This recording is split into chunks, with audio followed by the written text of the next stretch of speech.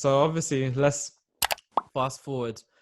Uh, number 9 overall draft pick. How was that? Like, obviously now, I don't know how drafting is. How much you know going into it, because some players know that they're going. Maybe they don't know what position, but did you know? Like, was it a surprise? Did you know the team? Like, what's going on? I had no clue. It those 4 weeks.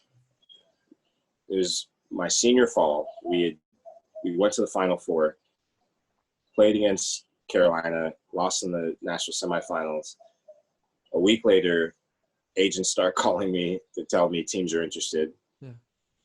2 weeks later, it's Christmas, and I get my first professional contract on Christmas.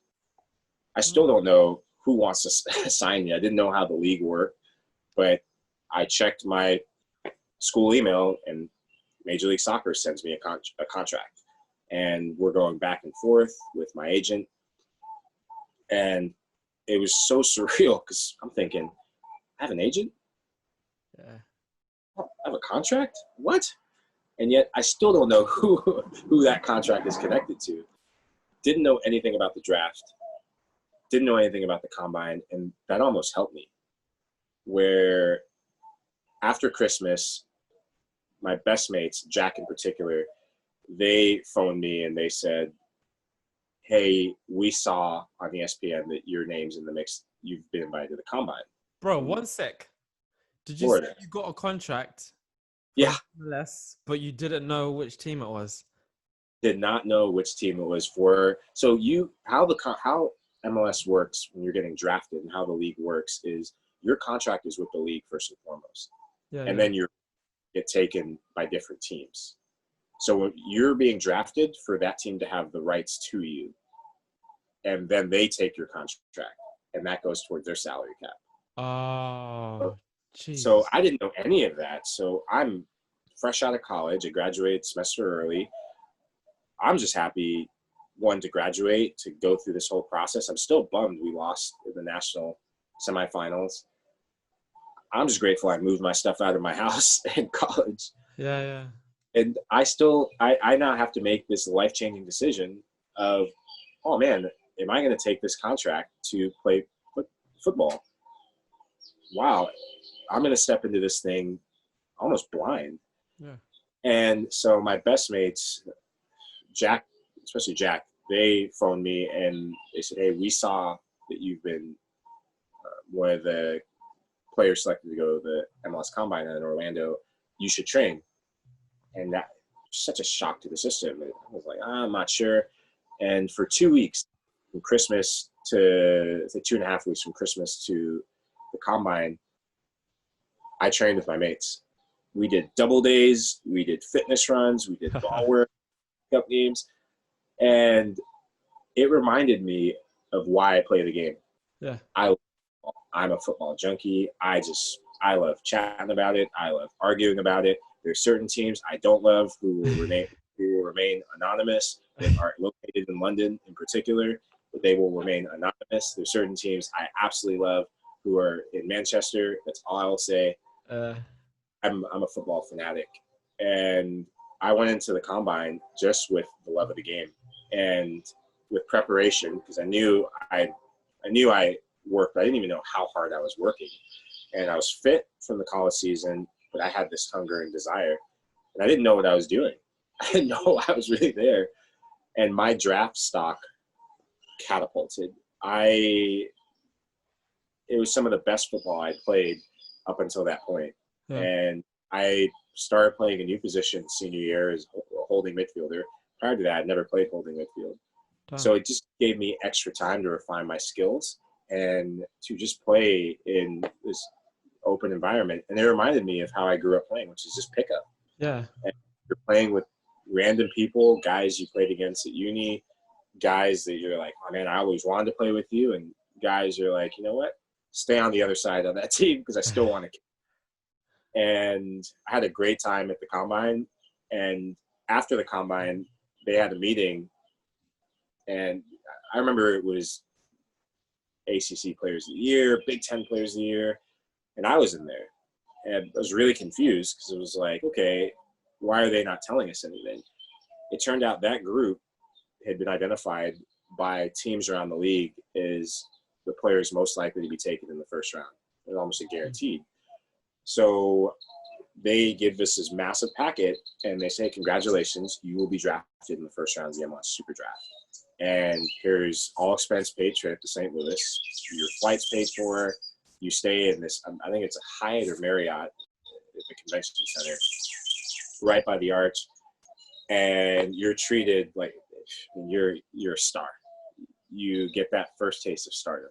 Oh. You're so close to realizing your dream. And at the time, I go home.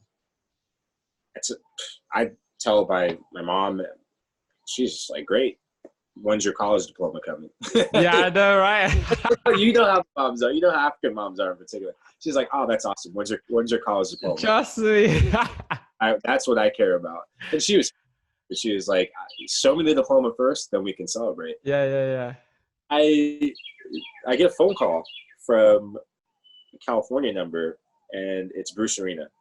Damn. And on the phone, he says, do you know who I am? I'm like, yeah. I just knew his voice. He's one of the godfathers of coaching in America. Yeah. And I said, yeah, I do. And he goes, how would you like to play with David Beckham? And I was almost sarcastic. I said, I think I'd like that. And he goes, no, I'm serious. How would you like to play with David Beckham? I said, yeah, are you kidding me? I'd love to. He goes, good. I've been watching you play since you were a kid. And I watched you play at Wake Forest. The Los Angeles Galaxy are thinking of drafting you with their 3rd overall pick. Be ready. Get off the phone. I don't tell a soul. Because it's like pinching yourself. Yeah. Kidding me? I was playing with my college roommate 4 weeks ago, and now you're telling me I'm about to play with Beckham. Get out of here. What? And sure enough, draft day comes. I bought my first suit for the MLS draft. Swear down, man. It was I remember my financial advisor, things that now I need a financial advisor. Now a tax account, things that I'd never even considered looking at when I was in college, didn't have to worry about. You're an adult overnight. You're thrown into responsibility and adulthood overnight.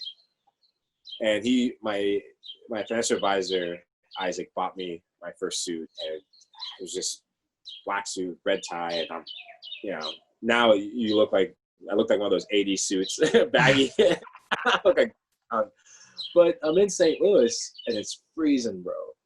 And just that instinctual connection, meeting my mom at the airport, I just knew when it was time.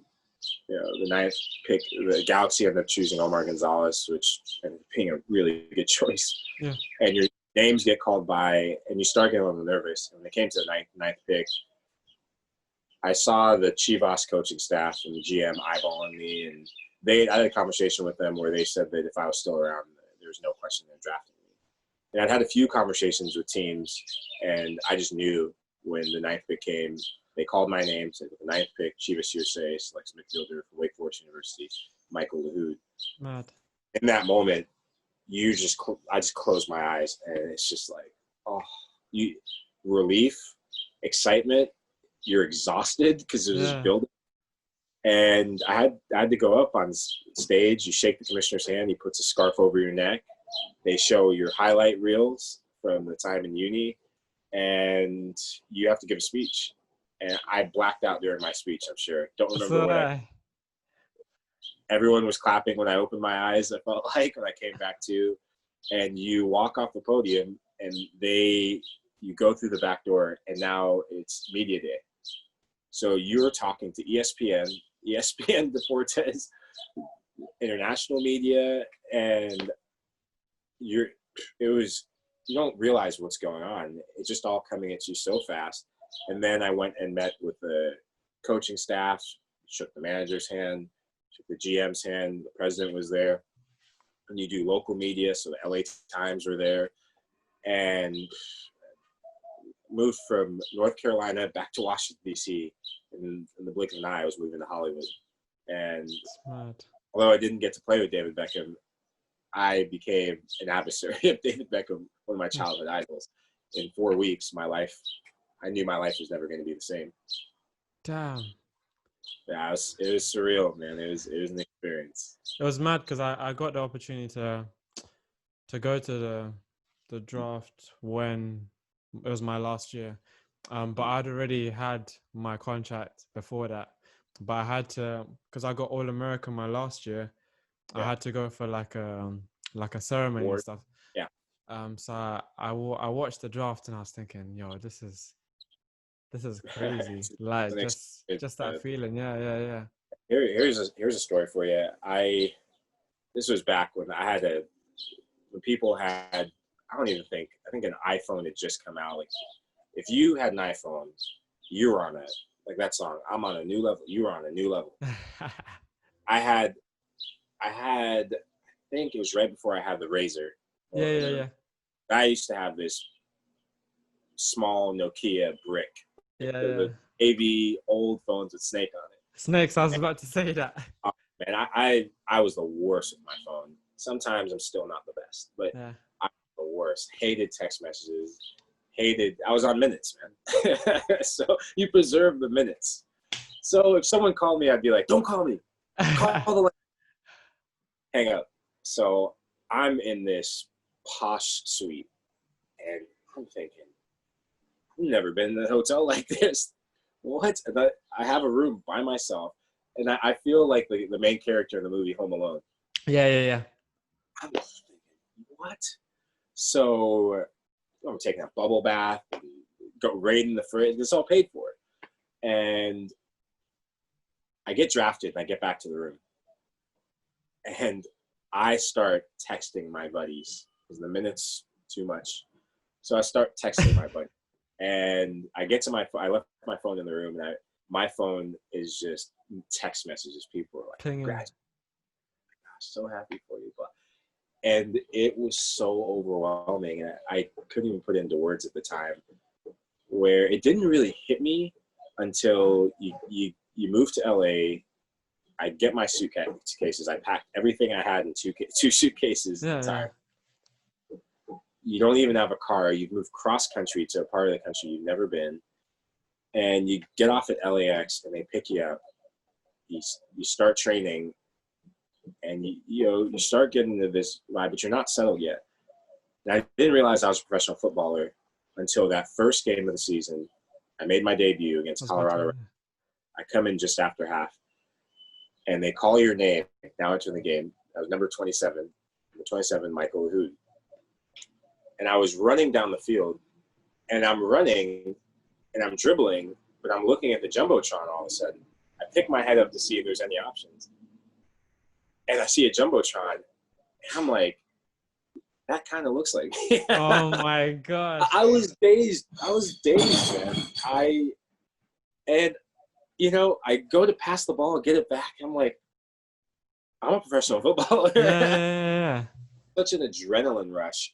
I couldn't tell you what the manager told me. I think he told me to go and just close out the game. And I ran straight up top to try and score a goal.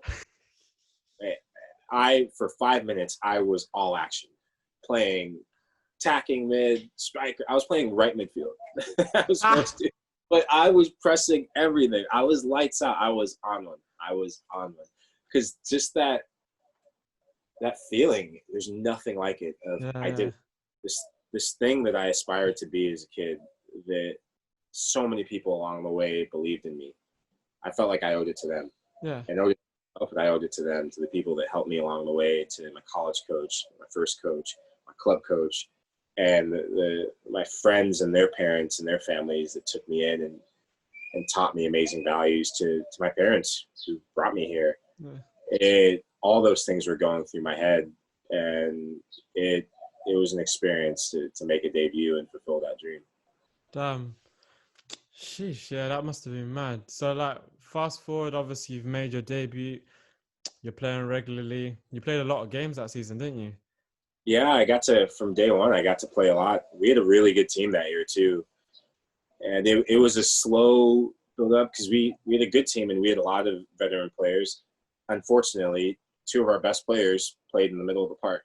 So I had to wait for my time. And our captain was one of them. And this guy, Paul Nagamura, who became a mentor of mine during my time at Chivas, he was having his best season of his career at that time. So I had to be patient. I was the first guy off the bench, and I knew my role was to come bring energy and be a spark plug and do the little things and simple things and be creative when I needed to, but be consistent. Yeah. And then it all hit me, the rookie woes, the first year woes, where I got really homesick. Yeah. And I'd never really been homesick before. I got really homesick because I was out in California. I knew we had family there in San Diego and some parts of LA, but their extended family. They had never met some of them, and I'd only interacted with here and there. Yeah. But I've just felt alone, and my family is still back in Washington, D.C., and everything that I knew was back east. Yeah. So I went through a bit of a slump, and my manager pulled me in, Preki, and I thought he was going to call me in to sack me. I thought he was going to trade me or release me. And he was blunt. He goes, "You're playing pretty bad right now, huh?" And I said, "Yeah, I lost my confidence. I don't know, I'm just homesick." And he challenged me with something that he said, "I will not put you on the bench even. I won't play you because there's more to you than you even know. And I want to push you to get to that level. I want to see that same hunger that you showed to get there to this level and more." Yeah. Month and a half, I was sitting in the stands. I would come to training, push, and say, "Is that good enough?" Nope, again. And he just pushed me and pushed me and pushed me. And he's Eastern European, so you know, like, when you're being pushed in that way, it's old school. It's you have to grind, you have to want it that much more than anyone else. And the moment my career came to life wasn't playing a lot initially. It was going through that difficult stretch. Yeah. Pushed and going the extra mile, doing fitness after every training session. If I didn't make the 18, I would go and do extra training. And it got to a point where I was doing that on my own. Yeah. And he set me up for so much success in the ways of learning intangibles that I don't think I ever would have learned without going through that struggle. And when I got to play consistently and earn that starting spot outright, I had to earn a starting spot over our captain, which is the hardest thing to do when you're a first-year player. You know, imagine if Cesc Fabregas has to take out Vieira to earn a spot. That's hard. Yeah. He's Fabregas, so there's a good chance. Yeah. So I did that, and we almost won the Supporter Shield and formed this amazing partnership with Paulo where we could interchange. One could bomb forward, the other one could sit. And we both played as box-to-box midfielders. And it reminded me of the partnership that I had my senior year with this guy, Sam Cronin, who we just got each other. And we played for each other. So playing with Paulo taught me you play for the guy next to you. And you're always there to back him up and support him. And he has your back. Yeah. And we ended up losing to David Beckham and co. in the playoffs by a goal just before extra time was going to start. And it was magical first season and incredible experience. And from there, though, we had the Chivas USA woes where the team disbanded, the manager left, the GM ended up leaving, and this core group of guys that had been there to turn things around for the organization were gone. And we started experiencing this period of chaos for 3.5 years. And we were, every year, it was just one step forward, 2 steps, 3 steps back. And it was chaos within the organization, chaos on the field. And there's only so much you can do when so many things, so many distractions are going on. And that led to a lot of guys coming in and out. And ultimately, it led to me being traded for the first time in my career to Philadelphia. And it also came at a very timely moment, which I'm grateful for. So I'm grateful for Chivas USA for the opportunity to kickstart my career. And I'm also grateful for that timely moment of getting traded to Philadelphia Union when I did, because I had no clue that the team was about to fold. Did you know that you were getting traded beforehand, or was it one of them ones where it just happened? Because you see a lot. Yeah. I didn't know about it, but like after coming to America and watching different sports, some people don't even know they're getting traded. The next thing you're on the pitch or the bench, saying your Yeah. name, yeah, he's gone. That's what happened to me. May 17th, 2012. Damn, That is a day that I will never forget. I celebrate it every year. It's almost like a pseudo birthday of sorts Jesus. because that's when I got traded. I went to 2 days before that day. I just come back from playing the first match of the season, come back from injury. And I remember the manager pulled me in his office and the whole staff was saying, "Hey, we're so happy to have you back." And I was primed to have a breakout season. I'd been scoring goals and doing really well in preseason, and was one of the young players to watch. Yeah. And everyone tipping me to have a breakout year, and I was starting to get some conversation attention for the U.S. national team. Yeah. So thinking, oh, man, this is awesome. This is exactly where I want to be. So I get pulled in the office and told, "You're the main man. First name on the team sheet for the LA Galaxy match this weekend." I'm thinking, man, 20s, in my mid-20s, live by the beach, play against Bex, going to beat Bex this week, going to put on the show. The end's going to be watching, family's going to be watching, life is good. 2 days later, get called in the coach's office, bring your playbook, coach wants to see you. And he says, "Just want to let you know you've been traded to Philadelphia Union. Bro, these Good luck. people are mad, you know. Or don't let the door hit you on the way out." And he wasn't as crude as that, but might as well. What do you say after you just been traded? Sorry, no warning. And it was a shock, man. It was an absolute shock. I had 2 hours to get that news and be at the airport. I had to pack enough stuff for 2.5 months, so 2 suitcases. The theme of two, 2 suitcases again. And in the blink of an eye, I woke up at the beach in LA and went to bed in a hotel outside of Philadelphia So that do you night. have to go straight away? Like You have to go. straight away, like ready for the Hey, if you want to play in the league, you have to go. They trade your rights. So it's all about who owns your rights. And my rights went in the in a flash. My rights went from Chivas USA to Philadelphia Union. And I got traded for the Philadelphia Union captain, Danny Califf, which instantly put a lot of pressure on me. Because when you get traded for someone else's captain, you better be good, yeah. or you something different or more than what the captain brought. Yeah, bring And it. you captain is a fan favorite or one of the fan favorites. And Danny Califf was a man of the people. And Damn. they so I wasn't quite well liked when I first got to Philadelphia. And I knew that I had a lot of work cut out for me. There's only so much you can control. And the team wasn't doing well. It was exchanging one sort of chaos for another of it. With stuff going out of the organization.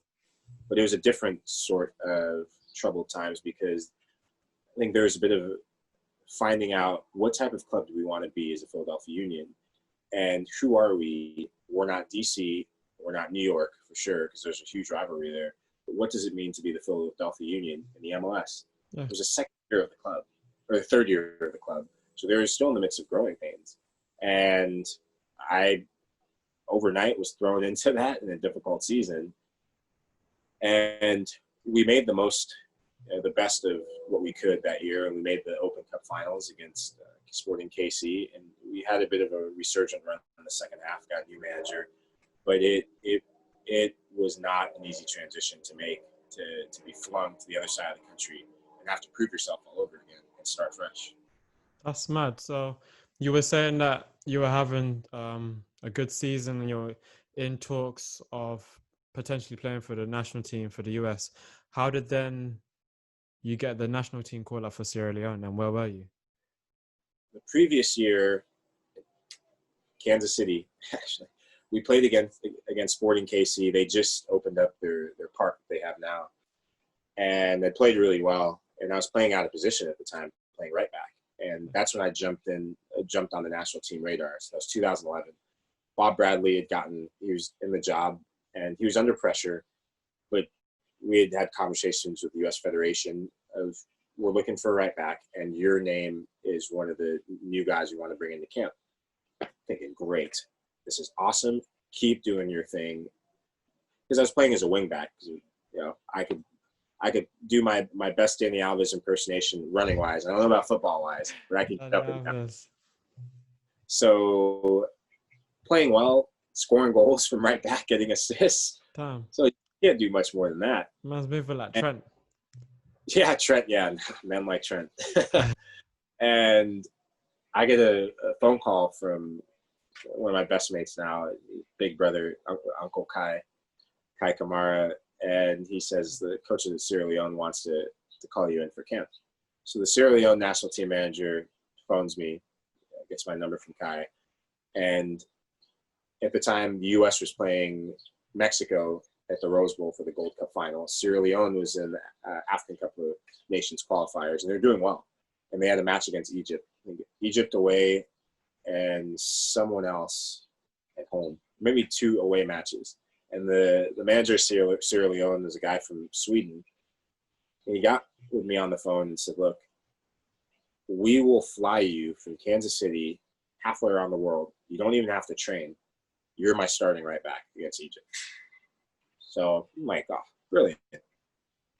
Don't really know what that's about, but okay. And I didn't have the right guidance at the time, to be honest, because looking back at it, I should have said yes.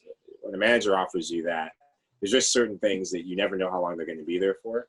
But it was a decision that I made a mistake in my judgment. Like I said, I didn't have the appropriate guidance to make the best decision I could. And I turned it down and said, hey, thank you, but I'm going to represent the U.S. I'm in talks with them, but I'd love to stay in touch. I said, yeah, no problem. Totally get it. A week later, the U.S. national team loses. Bob Bradley gets fired. And I do my ankle, and I'm done for the rest of the year. Oh, my So this God. is all happening probably a 2.5 week span. And I'm going through some personal stuff off the field. And my season's pretty much done. My head's gone. I'm thinking, oh, man. Sierra Leone goes to Egypt, beats them 2-1. Kai has a goal and assist. Just about every player there gets a move to Europe. And the guy I would have played against would have been Mohamed Salah. So imagine, bro, because he was just on his way to Basel, I think, at the time, or just breaking through. So imagine what that does. It's life-changing to have that, and it changed people's lives and careers. Kai ended up being on the radar to go to Norwich, loan move for him after that. And subsequently Middlesbrough. There are guys that went to Celtic and different big clubs. Yeah. And I went back and rolled my ankle. And so it was I was devastated, but I learned a lesson that day to trust my instincts and follow my gut. And what my gut was telling me was go play for Sierra Leone. There was something that was gnawing at me. And I told myself, if I ever got a chance again to play for a national team, no matter what the circumstances, I would choose Sierra Leone. Yeah. And 2 years after, it came at a time when I was going through injury problems. And I think I had sports hernia surgery, which is outside of doing your knee. It's I wouldn't hope that on anyone to have sports hernia surgery. And I get a phone call from the new coach of the national team, this guy, Johnny McKinstry from Northern Ireland. And there had been a bit of a buzz about Sierra Leone because they started getting results against some of the big fish in Africa. And he said, hey, I've been watching you. I heard you're injured, but kind of been watching you from afar and heard good things about you from a character standpoint. And I think you're a good player. We'd love to have you come make your debut for Sierra Leone. And I said to him, look, Gaffer, I'm injured. I'm just coming back from injury. I haven't even trained with my club. I'm trying to figure out what's the best thing. And he said, even if you can't play or make your debut the first match, I guarantee you, we need you. We need you, the intangibles, more than anything that you bring. Yeah. We have the talent, but we need leaders. And that was a very powerful thing for someone to see me as a leader, not in my best moment, but in the moment of struggle. That I couldn't see for myself at the time because I was in it. So I make this crazy decision, what felt crazy, to go back to Sierra Leone. And it was the first time I've gone back to Sierra Leone for 21 years since I left. And some of my best friends always told me that when it's time, you know. Yeah. When it's the right time to do something, you know. Yeah. and it wasn't ideal in terms of coming back and the roses falling down, petals at your feet. I went back to a Sierra Leone I didn't recognize. I hadn't been there for 21 years. And Sierra Leone I grew up in was a beautiful country, and it was a prosperous country. And the Sierra Leone that I went back to still had that beauty, but you could tell there was a lot of pain and loss there. The war, the country was still trying to get back on its feet after so much of what had happened. And get into camp, getting back to fitness and make my debut against Equatorial Guinea. We won 3-2. Remember, we were winning 3-0. And I'm thinking, oh man, no way am I making my debut now. The guys are playing well. And the gaffer says, with 15 minutes left, he says, all right, you're on. So everyone was so excited for me. I get on as soon as I'm about to get on the pitch, 3-1, boom. And he goes, oh, okay. And this was, I think, 25 minutes left. 3-1, boom. 3-1 becomes 3-2 with 20 minutes. So I'm like, oh, you got kidding me, bro. I'm about to make my debut in a bloodbath right now on this pitch. Please don't let me come in. And I'm like, oh, man, thinking, oh, I really want to play. Oh, man, you don't want to be that guy. Yeah. And, I came in and I almost immediately scored and started creating chances. I went as an attacking midfielder just to shore up the midfield, closing down space. And we won the game 3-2. And it was scenes, man. It was pandemonium. There's nothing like playing for your country. When you represent the entire nation, when you win, what it means to people, it was powerful. When you don't win, go home quick. Yeah, facts. Go home quick, bro, because you have something to do. But we end up winning, and I got to see the last two people I saw before I left Sierra Leone were my uncle and my grandma, and they were the two people I got to see when I went back. So I went to Sierra Leone to play football, but I got much more. My story that I didn't realize wasn't, full circle, finally got the chance to come back full circle. And my grandma, before she passed, and before I left, she said that I knew you'd always come back. I knew I'd get to see you one more time. And it was a very emotional moment for both of us. And she told me for years that she'd been praying for me. And, she just hoped the best for me. And she just said, I knew you'd become a good man. That's all I ever wanted. And the fact that I get to see you become that good man, that's the one wish I've always hoped for. And it was the last wish of a dying woman. So I take a lot of pride, and I feel so honored that my grandma would think of me in the midst of so much that she endured, that she still was that loving, kind woman. And she's the kindest woman I've ever known. So such a saint. So when I playing football, and as I transition into life after football, I think of her quite often.